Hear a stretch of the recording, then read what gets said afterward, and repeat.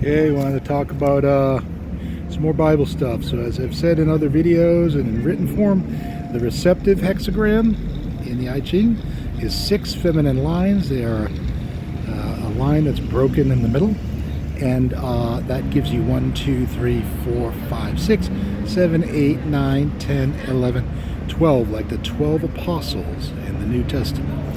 They are the receptive. They are the ones who understand Jesus' messages. So now at the Last Supper, they were all there, and then Judas is told to leave by Jesus because he is going to betray him. And then afterwards, Judas hangs himself. So what I'm going to do is draw what happens there. So you get, here's the Last Supper, everybody's sitting around the table. Jesus says, go do what you need to do, Judas. That includes betraying Jesus for 30 pieces of silver and then later hanging himself. So now I'm going to draw what's left. I can't really see what I'm drawing here. So here we go. 1, 2, except that is now a solid line. 4, 5, 6. So now what you have is this second line where the neck would be on a body. That's Judas hung, I'll say. Okay? So now you've got, that's who's at the Last Supper. Now, after Christ is apprehended because of Judas's betrayal, Peter denies him 3 times in front of people. People are like, hey, wait a minute, you were with him. And Peter says, no. Another thing that happens regarding Peter is that Jesus tells Peter, you are the rock upon which I will build my church. So Peter is represented by this line here. Peter's betrayal of Jesus, his denial, pretending he doesn't know him, is represented by making this a masculine line, not receptive, not empathic, but trying to control and direct the world by denying things. So now I'm going to draw another version of this.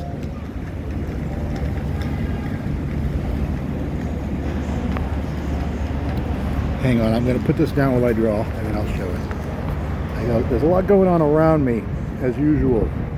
So I got to deal with a bunch of fucking retard bullshit. Okay, so now we've got the receptive was the 12 apostles.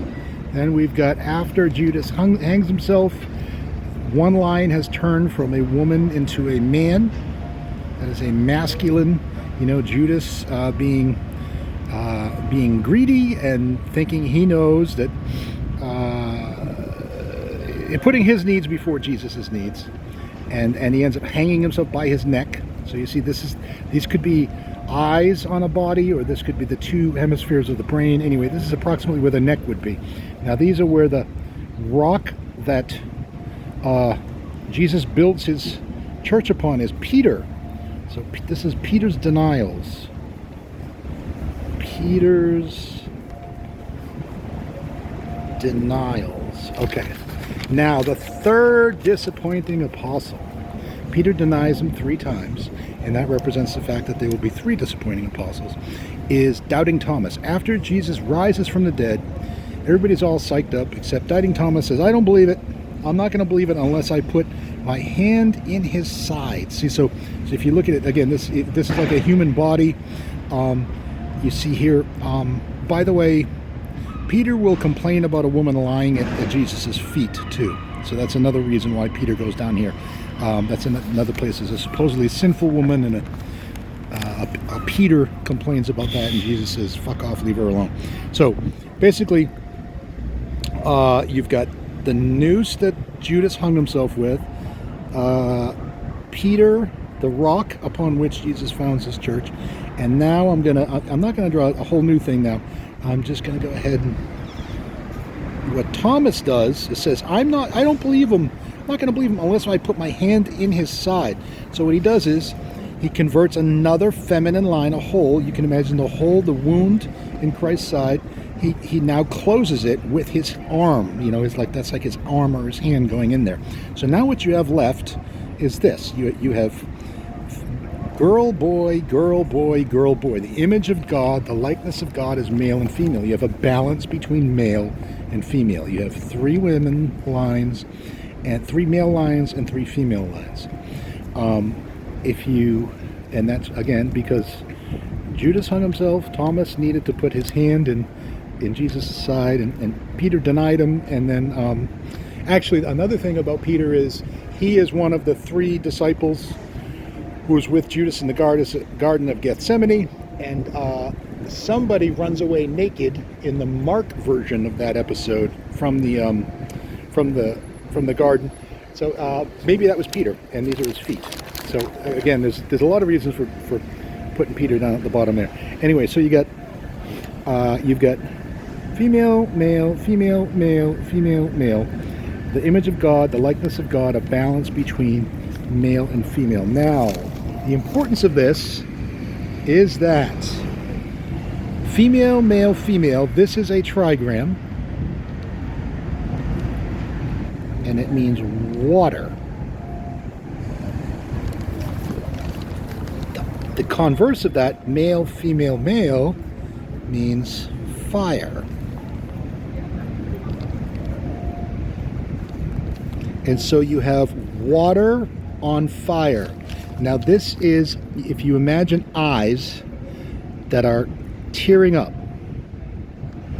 because of sorrow, and the fire, the burning that is felt by the person who is crying.